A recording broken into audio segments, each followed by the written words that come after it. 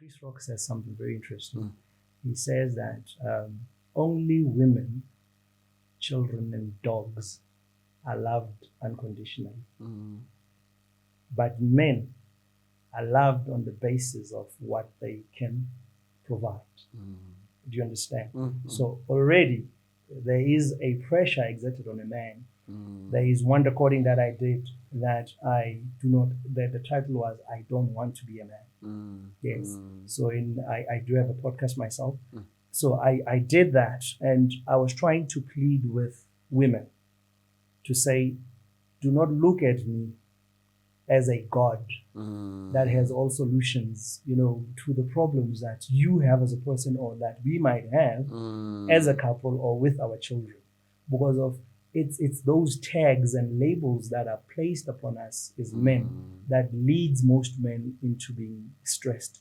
However, we can try to engage, the greater community to understand that let's ease up a bit and not put pressure so much on these people, because of these are human beings like ourselves. So therefore, let's try to work with them and not put these labels on them. A man must, a man is that. I might not be that. You understand? I don't want to be what you are defining me as. Can I just define myself? Can I just define me and say this is me? And I am not these things that people, and the society wants to, exert on me. So in a way, the quick fix could be if everybody else understands that men also go through, stress, they suffer stress and depression. And sometimes they ultimately even, do the ultimate to take their lives. Yeah.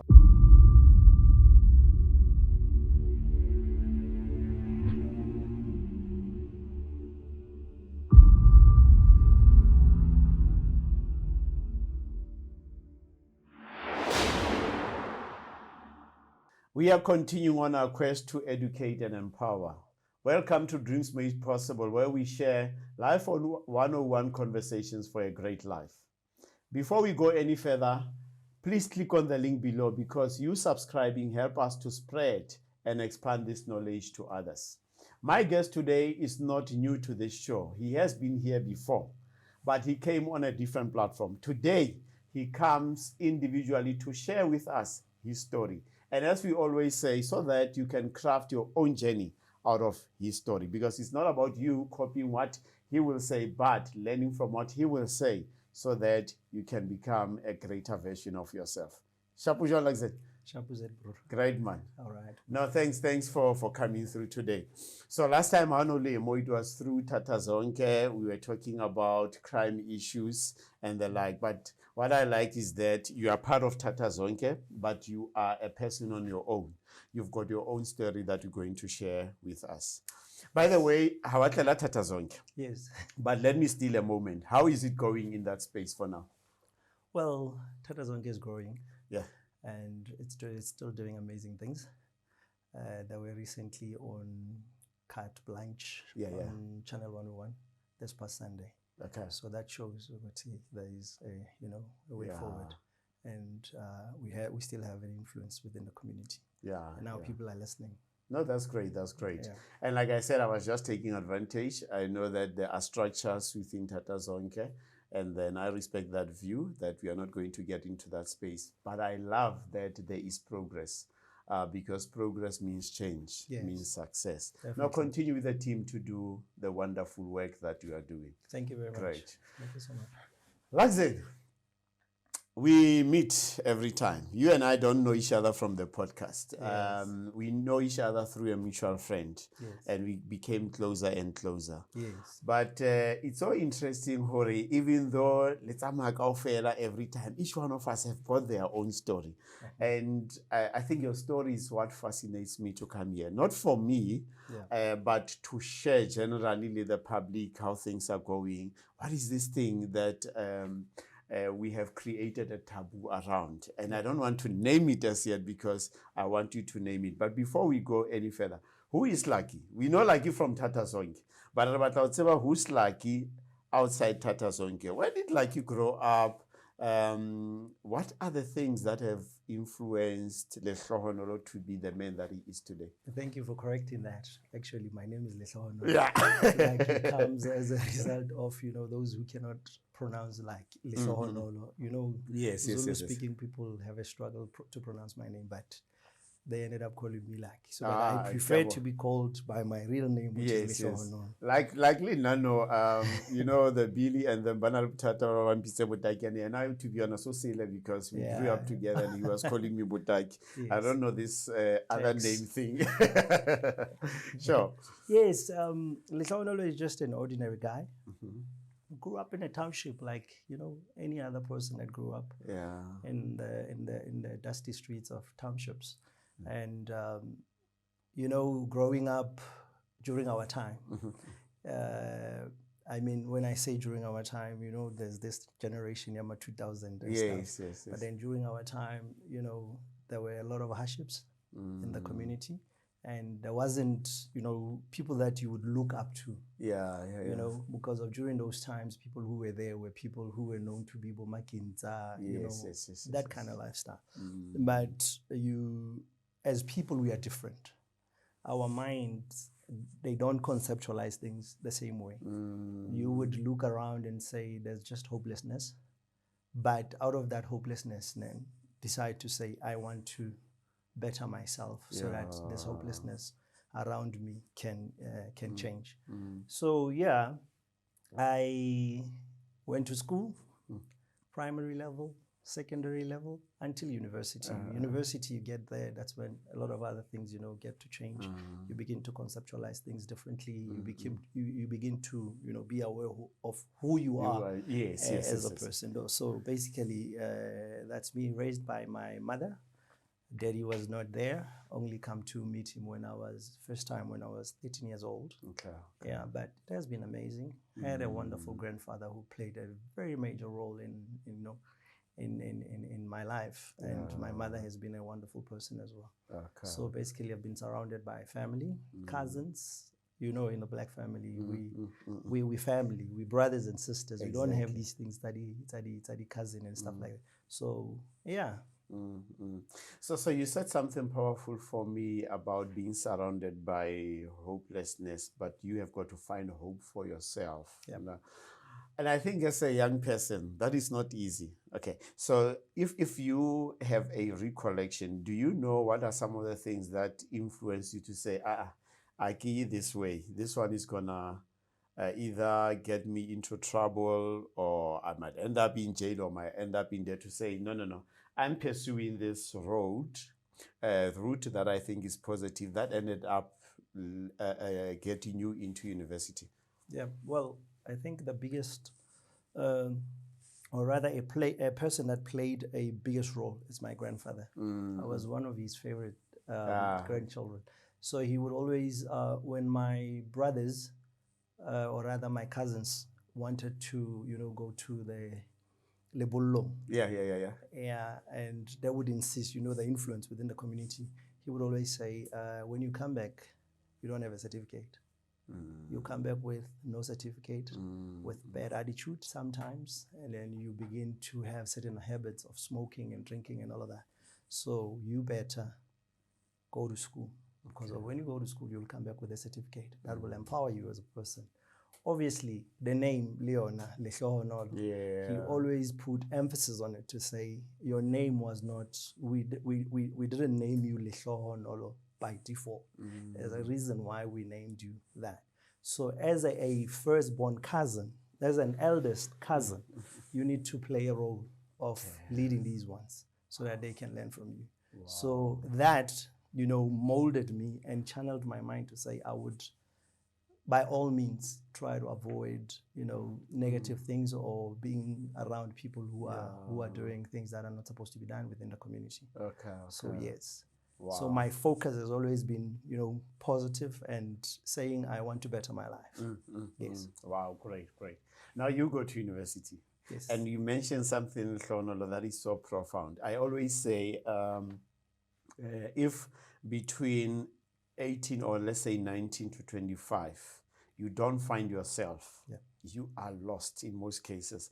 I'm not saying that you won't be redeemed, but the reason I use that timeline is because things are happening at university, right? Yes. If you grow up with your family, they're strict, there are rules, there are laws. Now, you go into university, and it does not mean there are no rules. They are there. But the only difference is that now you determine the rules for yourself.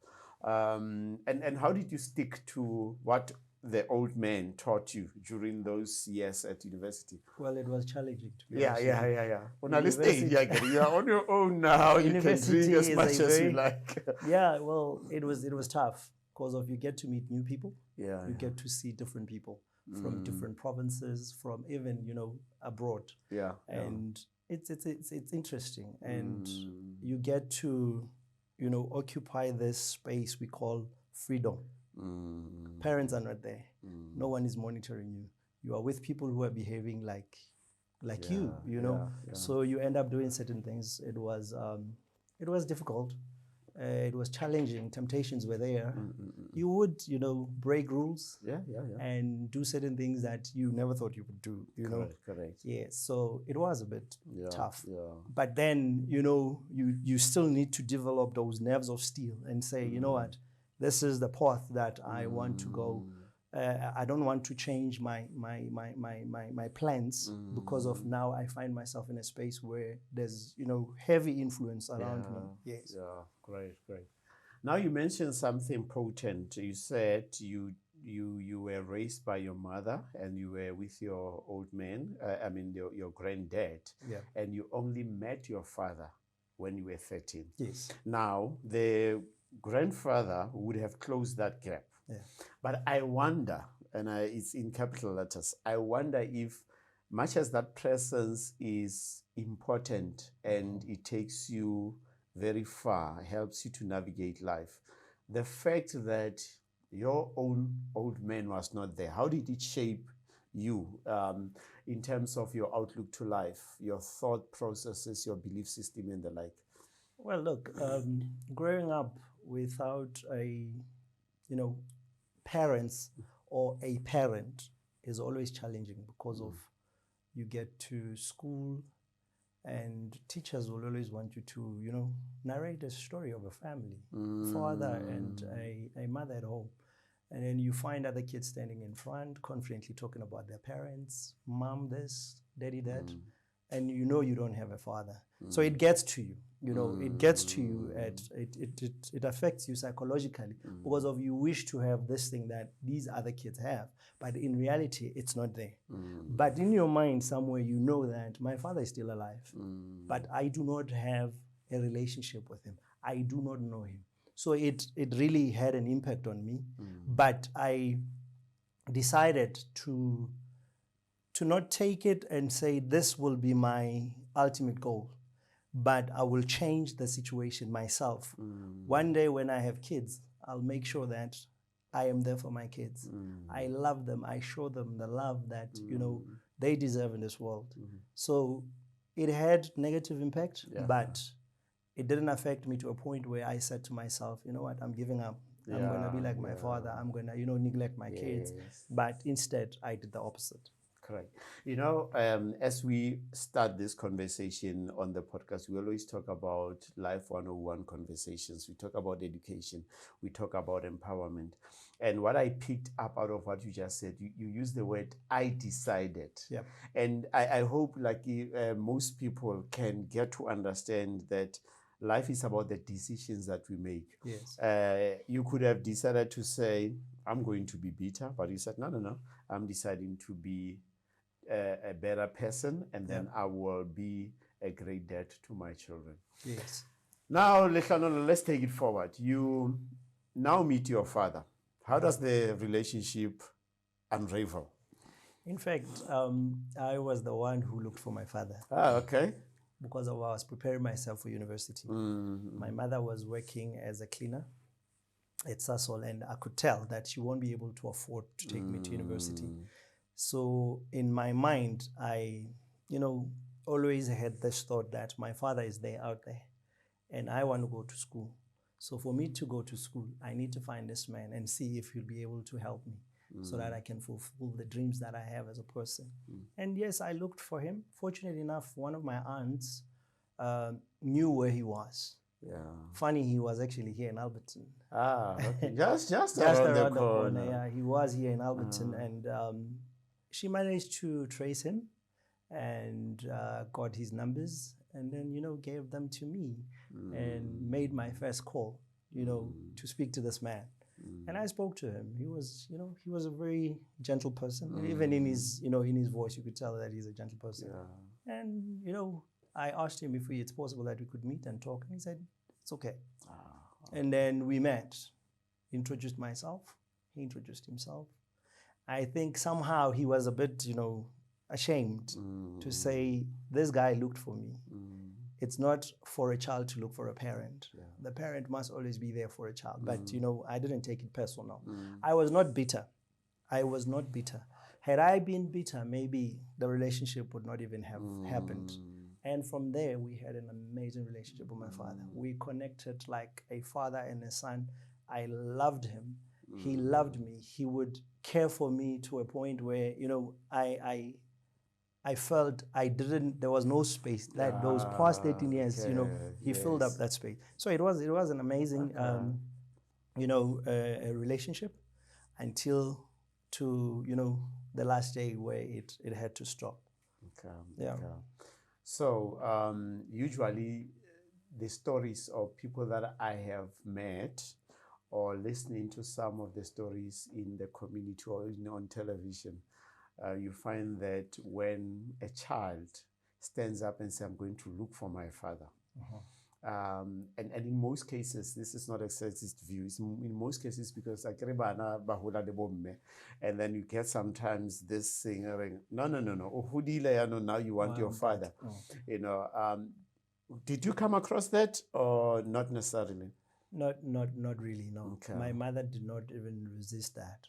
Yeah. She was actually open to it, to say, in fact, you're doing something good that will, help you heal as a person as well. Yeah. So go for it. Yeah. She didn't stand, in my way. Instead, she was supportive. And my aunt as well, they were very supportive. Okay. And yeah. The view at home, I think what I'm taking out of the statement that Lehlohonolo has just said now, for me is very powerful. The mother said, it's for you to heal as well. Go out there. Though she didn't make it about herself. And please don't get me wrong. It's not that whatever challenges that you might have with your partner as a lady, as a woman, that we are maybe justifying whatever that has happened to you if it was bad, or we minimize some of the experiences that you might have gone through. But it's about the child. It's about the child getting a brighter future going forward. Let's try to find other ways of resolving issues that come between us instead of letting children suffer because we have decided to go a separate way. So I must say, great big ups to your mother for looking at the world in that way. Yeah. Now you say you had this great relationship with your father after you found him, until it had to come to the end. Yeah. Talk to us about it. Well, before I get to that, it's my dad. Normally, you give names to your kids that you call them by, or their actual names. He could have called me Lehlohonolo, but he didn't. The first time he saw me, he called me Sien. Okay. So that would melt me in a way to say this man actually recognizes that I am his son. Yeah. It was wonderful. Wow, great. So yeah, obviously life goes on. Go to university, I finish, and I, start getting into corporate world, working. We still have a relationship with my dad. Every now and then he comes and visits. Now I stay at my place, and then he comes over and visits me. And we get to a point where there is a problem with my little sister. Because the interesting part is that my dad, after we met, few years after, they got back together with my mother. Ah, okay. They got back together with my mother, and they ended up having another child, Yes, which is my little sister. Oh, yeah. Yeah. So my little sister gets to a point where she starts having problems, and these problems apparently were spiritual, and they needed, attention, culturally so. So obviously my mom talks to me to help so that we can refitise this thing. Obviously I do it, avail money for them to buy whatever that needs to be bought traditionally to do that. So when they go to consult, this person that they were consulting with says, no, it's not supposed to be him who does this thing. It's supposed to be the father of the child. He's the one who's supposed to do this work and complete it. So fine, my mom speaks to him. He delays. Okay. He starts delaying. My sister is struggling at school. She would fall. At night, they would tell me that she doesn't sleep. It was a struggle for her. But I wanted her to be helped so that, this thing, it's sorted. But my dad kept on delaying. So I got to a point where I get frustrated. I had to call him and speak to him and tell him, hey, you got to stand up and help this child. Yeah. And then the engagement was very, very intense to a point where he said, I am the father, you are the son, don't tell me what to do, And then he hung up on me.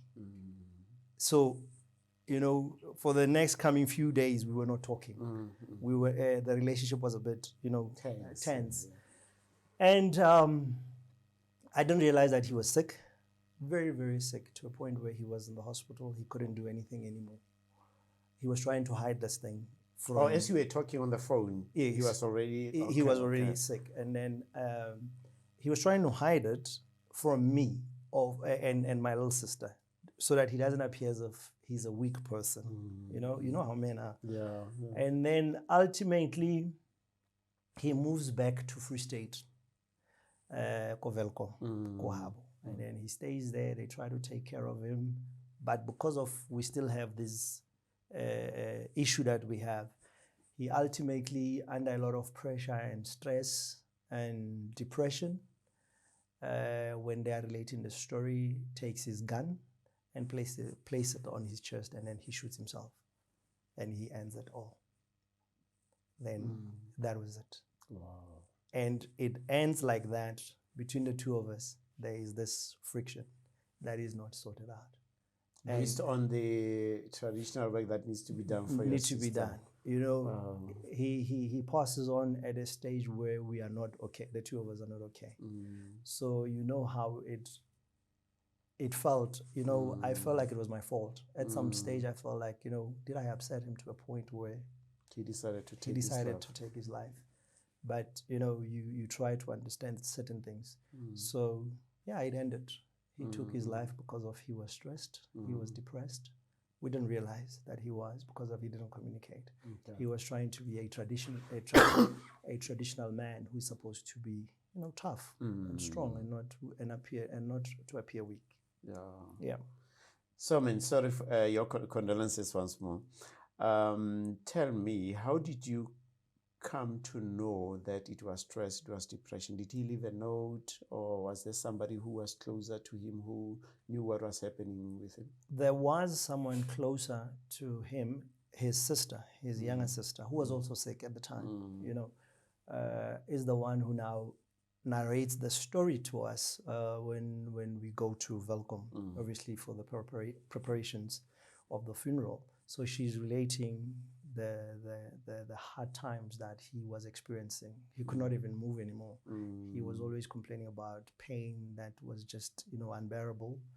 And I heard that there was a note, but it was not shown to us. The unfortunate part is that my dad had other kids who are way older than me, and from the first wife. So they actually had this intense animosity towards us. They didn't like us. Even us being there, it was very difficult for us to be there, because they really didn't want us to be there. Because of when we got there, Borachadi started relating, or they had a meeting to say they don't want us there. Remember, this is our father, and he passed on. We've got to be there, to bury him and say goodbye to him. But they had already planned that. So it was actually difficult, but we didn't see the The note. The note. Okay. Yes, okay, but okay. the story as it was related by my aunt, you know, you get to capture what the issues were, and he kept on complaining about he doesn't want to live anymore because he can't take this anymore, you know, and he was taking a lot of medication from the doctors and stuff like that. So yeah. So if you have gotten wind of that, number one, number two, if you're also willing to go into that, did you come to understand when he said, I don't want to take this anymore, as to what was this? One could speculate, you know, could be pain that he was suffering from. It could be that he was so depressed to a point that his mind was not thinking straight, you know, because of he decided to, you know, to cave himself in and not come out and say, I have a problem, I am sick. Maybe we could have, you know, looked for better medical care for him, you know. So it one, like I said, one can only speculate what that was that he couldn't take anymore. Okay. So it's you know, it's tough that you go through this process of giving him a call, and he hung up on you, and then he commits suicide. Yes. And as you're about to perform the burial ritual, then there's other family issues, and you go through this turmoil, if you like, of burying him whilst also dealing with the family. I just wanted to say that. But beyond that, what did this experience, how did this experience of him taking his life, you not having had an opportunity to close, if you like, the conversation, because the last one was intense, how did it affect you, Lehlohonolo, as a person?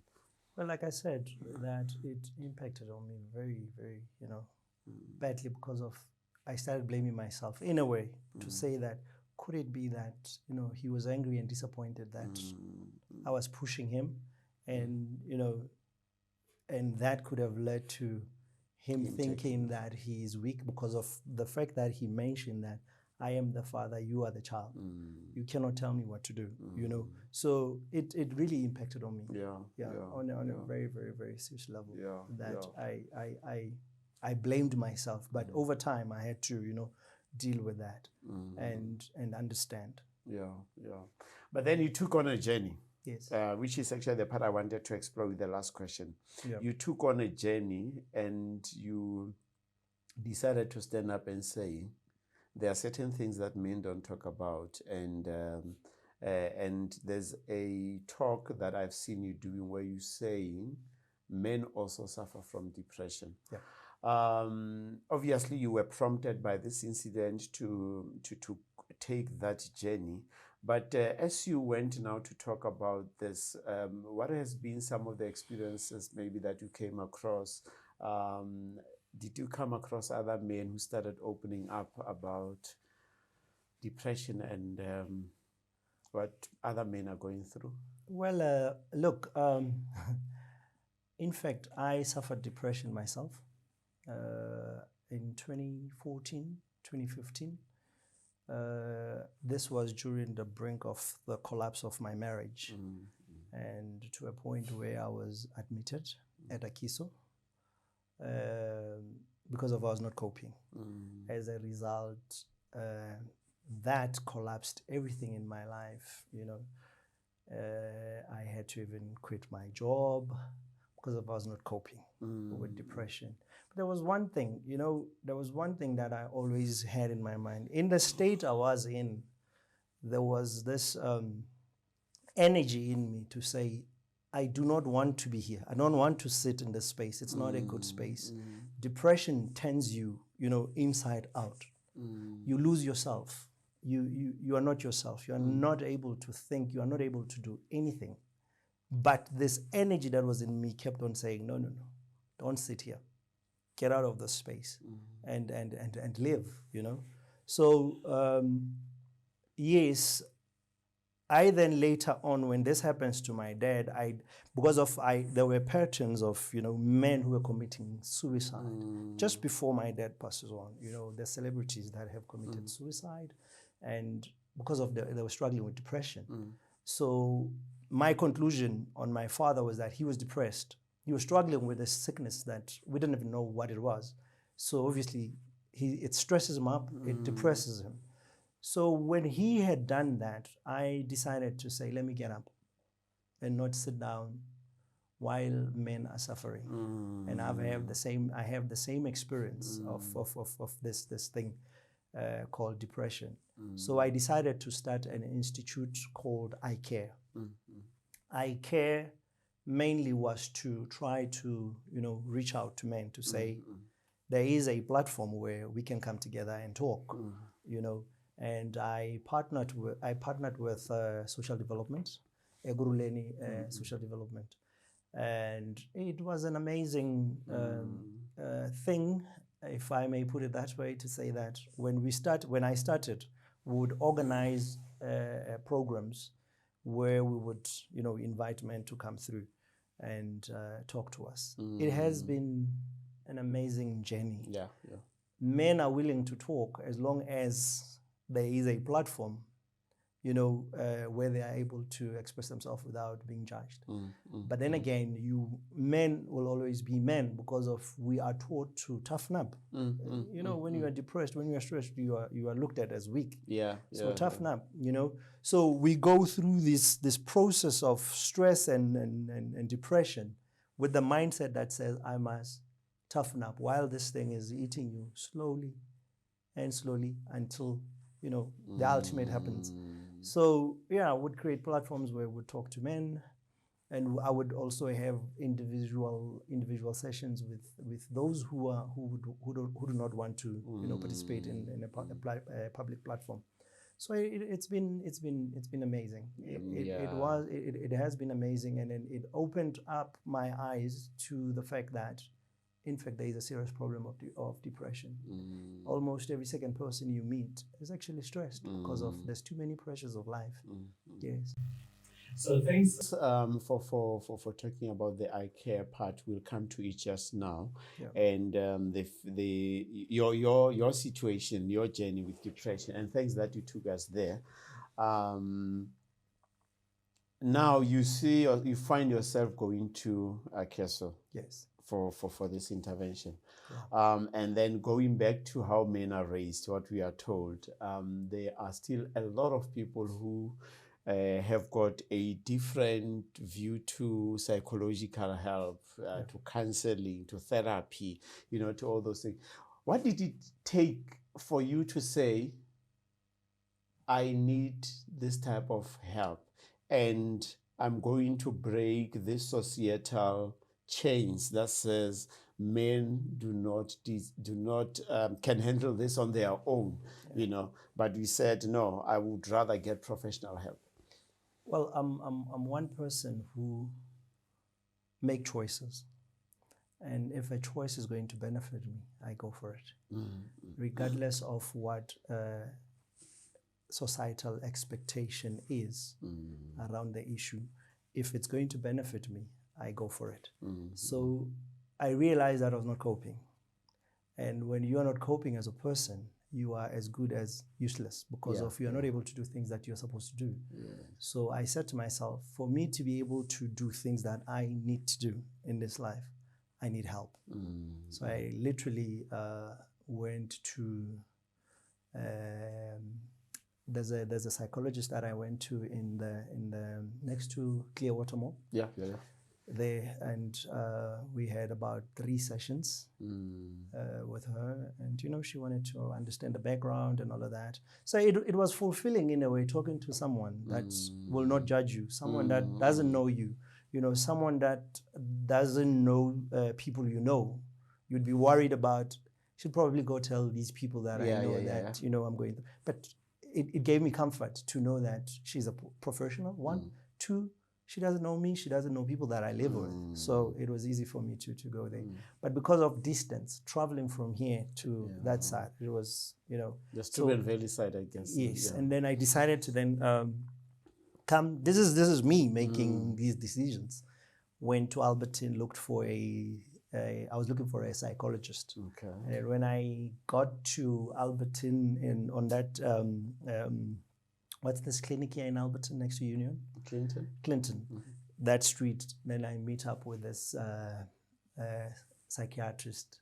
And I said, you know what, let me just check what is in here. And I went in, and then the receptionist booked an appointment for me. Fortunately, it was for the next day. Went there, talked to the lady, and then, advised where she could advise. At the time, I was going through divorce. My wife had moved out of the house. So she then said, you know what, she then suggested to say, we've got a place where people, we place them, and it's called Akiso, and then we see them from there. There's other people you can interact with, you can exercise, bring back your energies. The suggestion was good. I was open-minded, and then I decided, okay, you can book me in. They checked me in, and I was there, and it was a decision that I made to make myself better. But the unfortunate part is this, or rather the interesting part is this. When I was there, I noticed certain things that I really didn't like, because of the first day I get there, it was in the afternoon. Obviously, check in, everything, you're allocated in your room, and given the rules and stuff like that. So at the time, I was a vegan. My diet, I was very, very cautious as to what I eat. And when I was going through these, I was taking all these brain foods, like your omega-3s and omega-4s. So I had my tablets with me when I went there, So obviously, when you get there, they take every sort of medication that you might have. They keep it with them. And then the first session I had with my doctor, she suggested that I was going to be placed on medication that will, calm my mind down to sleep, so that I can sleep. Obviously, when you're depressed, you struggle, with sleep. So it's fine. I decide to agree to it. I take it. I died, literally, literally, because I don't remember even to this day what happened. I remember the next day I was woken up and told that I've got visitors. And then I was like, what happened? I'm trying, So I've got this phobia of not thinking. I am scared of not thinking. I want my mind to always operate. It must be engaged all the time. The moment I lose that, I panic. Because if I started panicking and thinking, what happened? It's like my mind was not there. And even when I get up, I'm still, drowsy, and I'm not myself. I cannot think straight. So I get to change quickly and then go downstairs. And then when I get downstairs, there's visitors from church, and then we engage, but I don't remember what they were saying and what I was saying, because I was totally drugged. I was out. So late in the afternoon, when the drugs settled down, I then had a meeting with my doctor again, and then I suggested to her, can I stop taking this thing and then focus on these tablets that I brought? They are not chemicals, they are not anything, it's just supplements, so that I can help myself. She resisted, because she has a responsibility as well, as a professional, But then I pleaded with her to say, I do not want to not think. I want to think. I should be able to sit here and reflect as to what happened last night. Not lose a moment. So ultimately, yes, she agreed to it, and then took my omega-3s and 4s. And the next morning, siren goes, we have to go for breakfast. As I go, when I'm sitting down, when all these people come out, they look the same. They look like zombies. Literally, everyone that is coming out, they're so look tired and, go in there. And I realized, no, man, there's something wrong here. Seriously, there is absolutely something wrong here. Now, that's when my mind, remember, my mind has to think all the time. Now I start thinking, it seems like there is that, they take away this element of individuality.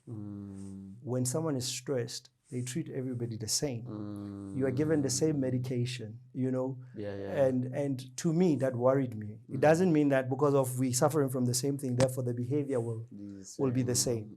So that's when I started thinking to say no. Okay. I don't want to look like this. I want to, you know, to be better. I want to be okay. And I built that strength.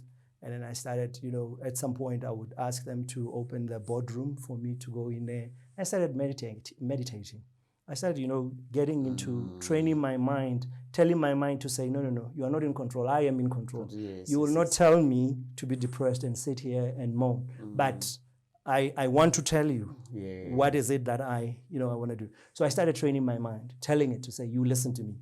You listen to me. And fortunately enough, my mind started listening to me because of I now was a magnet. All these people would want to come to me and talk to me. And then would have sessions in the boardroom. And then others would suggest that we'd have, you know, sing gospel and then pray and stuff like that. So I saw a little bit of hope coming back, even in these other people who were admitted there. So that was the biggest challenge that I saw with the medication, the antidepressants that are given to people, because of you end up not, you know, people were not emotional. They would not laugh. They were emotionless. You know, so that was my concern. I didn't want to go through that.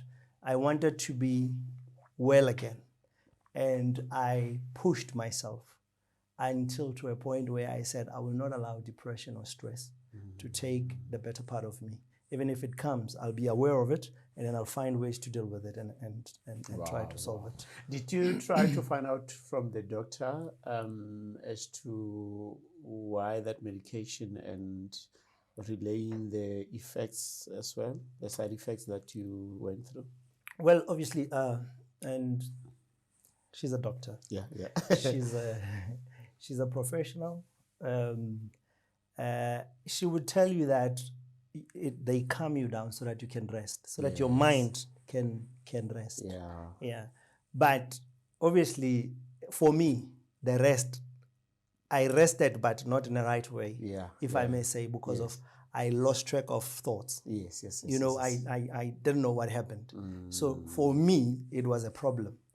Yes, even though they are saying they are meant to assist you to rest and be this and that, but what I saw, the emotionless people that I saw, it's like you are in a mental institute, and I had a problem with that.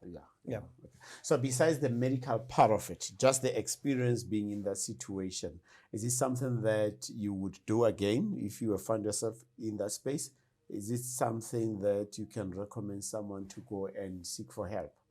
Well, personally, for me, I wouldn't get myself admitted to a point where I'm taking the medication. But I would consult with professionals. It's always good to talk to someone.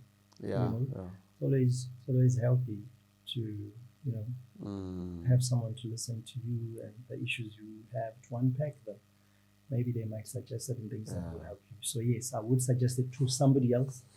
But also show them the other side, to say, be mindful of the fact that you might be, placed on medication, and this is what the medication does, the side effects, and so I would see social workers. I go and I always tell people, go and see social workers. Don't rush to go to the psychologist. Social workers are there and they're doing great work. And yes, I'd go and see a psychologist or a social worker, but I would not subject myself to medication, because I know it has certain side effects, and I've developed, the skills over time as to how to deal with my brain and what is it that I need to do for me to deal with stress. Okay, and maybe let me just ask you if let's just stay on that, because for me it's so powerful. The last point that you made, you say you have learned ways of dealing with stress. But before that, you said something so powerful for me to say, I will never put myself in a situation that will lead me to depression. So what have you learned, if you can share, in terms of the coping mechanisms? Because life, we are not sure as to which problems will come. but we are guaranteed that the problems will hit us. So what have you learned out of your situation, and for you to say, not again? Once beaten, twice shy. I I learned the process of meditation. Meditation is a process where you're not supposed to think. Every time your mind tries to tap into thinking, you control it and say, "Don't go there." Yeah. So you control your mind. You train your mind to not get deep into a situation. So I've developed that. I've learned to talk to my mind. If there's a situation that I see that might put me into a stressful situation, I try to deal with it in a different way. And there's many other things that one can do. Go to the sun. We are the people of the sun. We are one with the sun, and the sun is there to heal us, to give us energies, to revive our energies. So go to the sun, go sit in the sun for 8 minutes so that you can recharge. Allow the sun to go through your eyes, because of your eyes are same material with the sun. The melanin that is in the sun is in your eyes. So that brings healing. It recharges you. Exercise. Drink water. Go out to nature, and yes, have people that you talk to around you. So there's many other things that one can do to deal with situations that are stressful. Yeah. So I like what you say, because you're giving us things that do not require money to do. Exactly. It's things that are within our control, to be able to just deal with issues that are facing us all the time. Now in South Africa, it's the winter time. If the sun is not shining, but there's exercise.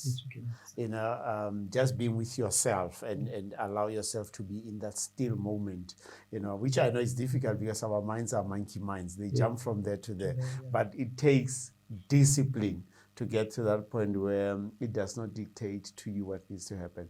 And really, I hope that is something that we can learn, because in society, especially that we're talking about depression and what men go through, there is this abnormal thing that has been turned to normality, that people solve issues with violence or with vulgar language and all those things. And those are not healthy ways, So take the time out, break away. Stephen Covey says between a stimulus and a response, there's always a choice. So if you exercise that moment just not to be absorbed into the situation and be with yourself, that's what I get you saying, that then you'll be able to deal with a lot of issues so that you don't get yourself in a depressive state again. Yes. One professor says what used to be called life is now called stress, because of almost everyone is stressed. Wake up in the morning and look what's going on the road. That's when you realize that really people are suffering with stress. Because of most of the time, let us be realistic, we've run away from nature. We wake up at 5, prepare to go to work, you drive on the road with many other people who are depressed, who are stressed. You go to work, you get into the building, you are there, there's aircons, you are there, whatever time you are in there, you are not exposed to the sun. You go into the car, when you knock off, you drive back home. When you get home, it's almost late, the sun has set, you are, indoors. So obviously, the element of nature, we are separating ourselves from it. And nature is where we recharge. And we always have to connect with nature. That's why I always advise people to say, just go to the sun, go sit in the sun, go heal yourself. The sun is there to heal you. Even though the medical world would have certain suggestions so that we are always hooked into these medications that they must push. Even doctors, even psychologists, they must push these medications. So nature is there. You don't pay for it. You don't pay to go sit in the sun for just 8 minutes so that the sun rays can go into your skin and bring up energies in you. You don't pay. Exercise, run. Yes. Meditation, you don't pay. Just meditate and train your mind to calm, to be calm. So you don't pay for all of that. Yes. So what you're saying is that, as I alluded to violence, we alluded to language, Some of the unhealthy ways as well that people try to cope with the situations is hitting the bottom, or smoking. And people say, I don't know if I can just have 2 puffs, right. But those are unhealthy ways, to be honest, to deal with this. So in one of the coming podcasts, we'll be having a lady from a professional point of view who will unpack for us what is stress, what is depression, how do we deal with these things in a healthy way. But thanks to adding to that podcast already before it comes. Let's go to I care because and I like the work that you are doing, that you have already articulated in this conversation.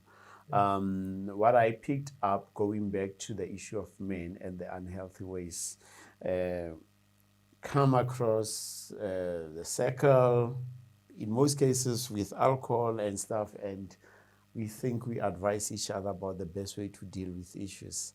And by and large, I have refused to be drawn into some of the conclusions because we experience different challenges, and some are relationship issues, and people give you advice about women. And I don't know how many women we have out there where people just cluster every woman under this. How many men we have in the world, and we think that we can define this just one character. It's so unhealthy. And the work that you are doing through this, through iCare is so great. But tell me, what are some of the things that you have seen where you say, these are quick wins and that we have now achieved as iCare in this process? Well, look, there is no process that is quick. Every process, takes time, especially when you talk about stress and depression. You can't just quickly fix the problem. You need to be able to develop that trust between you and the person that you are talking to, and ultimately, there has to be a space of opening up and talking about these issues, and being able to understand and package them accordingly, so that you understand how to further deal with them. Now, one thing that I've noticed is that, or rather before I get to that, Chris Rock says something very interesting. He says that only women, children, and dogs are loved unconditionally. But men are loved on the basis of what they can provide. Do you understand? So already there is a pressure exerted on a man. There is one recording that I did that the title was, I Don't Want to Be a Man. Yes. So I do have a podcast myself. So I did that, and I was trying to plead with women to say, do not look at me as a God that has all solutions, to the problems that you have as a person, or that we might have as a couple or with our children, because of it's those tags and labels that are placed upon us as men that leads most men into being stressed. However, we can try to engage, the greater community to understand that let's ease up a bit and not put pressure so much on these people, because of these are human beings like ourselves. So therefore, let's try to work with them and not put these labels on them. A man must, a man is that. I might not be that. You understand? I don't want to be what you are defining me as. Can I just define myself? Can I just define me and say, this is me? And I am not these things that people, and the society wants to, exert on me. So in a way, the quick fix could be if everybody else understands that men also go through, stress, they suffer stress and depression. And sometimes they ultimately even, do the ultimate to take their lives. So I believe that if everybody can understand, our partners, our mothers, our sisters could understand that there's certain pressures we put on these men. And ultimately, they get into a space where it's not comfortable for them. And we lose them. So if people understood, then we can maybe fast track the process of helping every man. And we have all these healthy men. I'm not dismissing women. Women do struggle with depression as well. But women have all these platforms available for them to can engage. But men they are not there. Yeah. So iCare was one of those platforms from Ekasi to say that we want to work with you. We want, let's talk together. Let's come together and talk about our problems and see how we can help each other. Because most time men spend time drinking and talking absolutely nothing. They end up, sitting there watching soccer and gaining absolutely nothing after a while. So let's come together once, in a while, and then we begin to talk about these issues. Maybe we can help each other. Maybe we will be, be this fit men in our minds to be able to then can raise these boys to understand life better. Yeah. But then how do we grow this, if you like, the circle of men who, and probably the answer lies in what you said, you've got a podcast, but maybe I'm trying to explore other ways in which either through iCare or any other organization, how do we open up this circle for men to come in and realize that, you know what, there is no harm here. I will not shy to mention the fact that government is not playing its role to making sure that certain things are attended to. It takes an individual from the community to see the problem and try to define solutions. But sometimes when you try to define these solutions, you have no resources to actually, maximize this thing and reach out to other people. And our mindsets, to be honest with you, Butaki, is that as African people, we have been, I don't know what happened to our thinking. The moment you start something that seeks to be a solution to problems, people begin to criticize it and start calling you to say, he's not a psychologist, this one, what does he know? Yes. But at the same time, the very same person that says you are not a psychologist, you are not a professional, is not willing to go and see the psychologist and end up, becoming destructive within the community or the home or within the family that he is in. So to expand this, maybe to maximize it, it's this should be able to go out there. And then to assure men that we are here. We also suffer from the same things you are struggling with. And if we can come together, we can build a solid society, especially in the black communities. Especially in the black communities. Because you see all this violence, you see all these destructions. A man he'd rather go to a tavern or a pub or a club to go drink, and then when he comes back, he becomes destructive in the home. You understand? But when I initiated iCare, the intention was go to these places where men are, so that we can talk to them while they are drinking there. So that when they leave, they can remember to say, "Let me calm down. This person was saying this and this and this." But then you get these people who are not supportive of their ideas. But at the end of the day, tomorrow they hear that, oh, this guy, Sipo, who was drinking here, committed suicide. He was struggling with depression, So it'll take all of us to actually come together and recognize the need that we need to do this thing. Because that drinking alcohol, we might see it because it's an act of drinking, but the actual thing is trying to drink away the sorrows and the difficulties that people go through. So just one last question around, or maybe as we get closer to wrapping up, I would just like to ask about the conversation. It reminded me of a boy child and a girl child. There's always this, which I believe it's also relevant, that you do a girl child to work, and what about the boys? You teach the girl this, what about the boy? Now, in this conversation, at what point, besides the platform of podcast and other stuff, because when somebody tunes in, whether they are men or women, they will listen to what we are saying. But where the conversation happens, at what point do we share the same room, being men and women, so that there is that understanding that happens at the same time? So there's no one passing the message and it's misunderstood because it's being repeated and repeated. Is there that platform? Are we ready where we can sit with women and men in the same room and talk about what men are going through? Well, they are everywhere.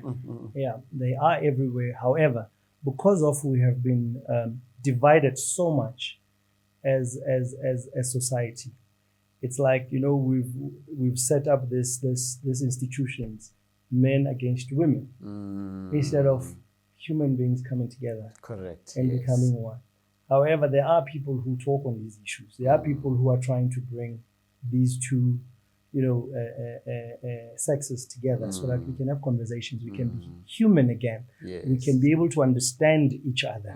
Do you understand? So I think a lot of these problems started when the invaders came to Africa and then started to change the fiber of the society because we lived in a society where men and women would be together. There were no problems. We understood our roles and we didn't compete. We didn't see another as a weak being or the other one as a stronger being. It was there was unity. You understand? So that unity within black communities was a beautiful thing. And those who came to Africa were jealous of this thing that was happening. So you end up finding people who are confused, and now they stole these methods that we were implementing as African people and are implementing them in their communities. And you don't find such chaos in their communities. Yes, you understand? yes. You go to suburbs, you don't find such chaos. But you go to Togoza, you find chaos. Young people drinking, there's just absolutely chaos that is uncontrollable. So certain things, to be honest with you, Butaki, I think we need to go back a bit and understand who we are and understand our roots as African people to say, this is where we come from. Correct. Do you understand? And this is how we dealt with these issues. I never knew the issues of depression and stress growing up. I never heard of anybody in the community who was stressed. But now as we were advancing into this democracy and you find everybody stressed up everywhere. You find people doing all these wrong things that are not supposed to be happening in the community. Yes. Are there any sessions that are planned for iCare in the nearest future that people can join? To be honest with you, I have a bit neglected it because of Thatha Zonke. Thatha Zonke was, demanding of my time and, being committed to it. So it actually, took me away from that, but I'm trying to balance out things and then revive it and then begin to get into it because at some point social development would refer even kids who are struggling with drugs and stuff. So I would engage with those young boys, try to assist. So it means I have to then get back to that mode and begin to move forward. Now let's hope that it comes back. It will and, definitely it will come back. No, definitely, because it's a very important job. If social development can bring those kids for that help, so that you don't deal with them through Thatha Zonke, because you see there's that relationship quite there. So I won't stop this conversation without asking you this. You wrote a book about love. Yes. Yeah. Talk to us about that. Oh yeah, that's one. I wrote a book and I titled it Love is a Prank. It's currently online on Amazon. And it's an amazing piece, I must say, 32 chapters.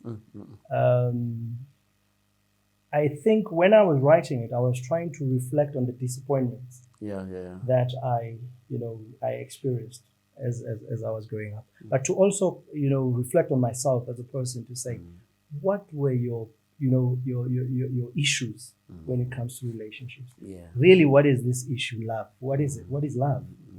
So I project an understanding of how we confuse love and feelings. So that people can have a clear understanding to say love and feelings.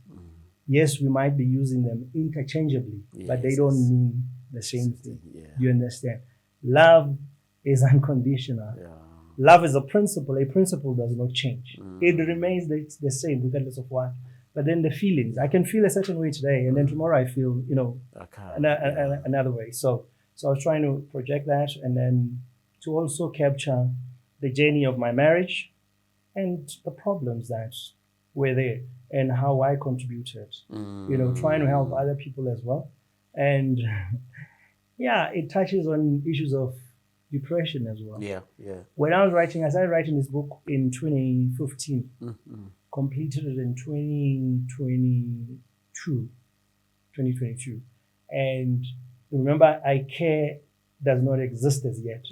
But already I was talking about stress and depression in the book itself.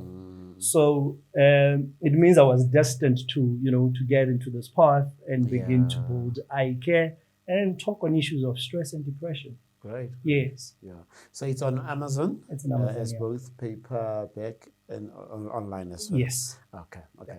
So please reach out to Amazon. Love is a prank. love is a prank. And then, the title is catchy. I like it. Very. Yeah. I think of late the youth will say love is a scam. Love is a scam. Okay. Okay. No, great.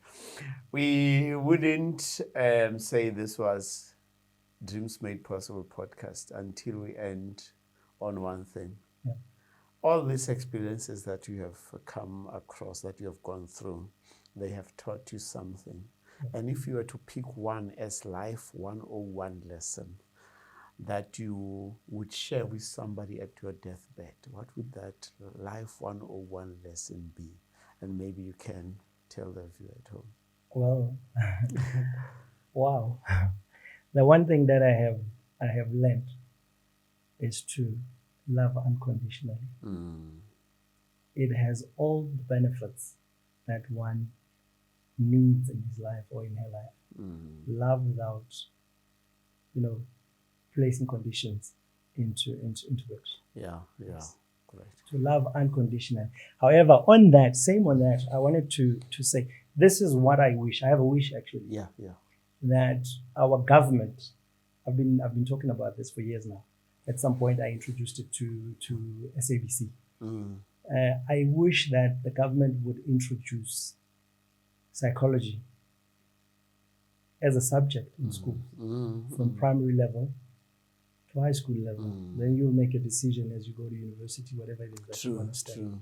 But if kids were to learn from a young age human behavior and how the brain functions, they would grow up to be amazing human beings, because they would know self-control.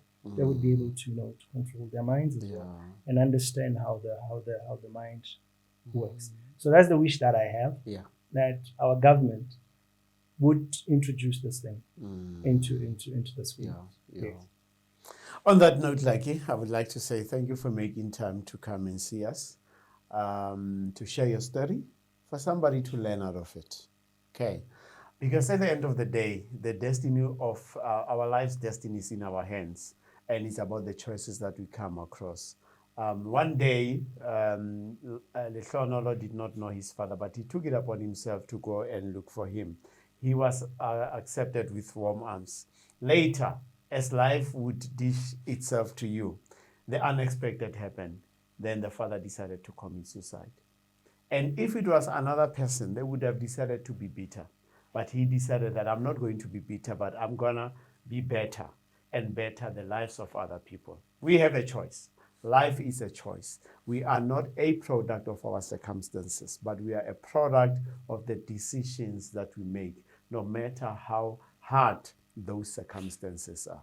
Until we meet during the next episode, go out and change lives and become a better person.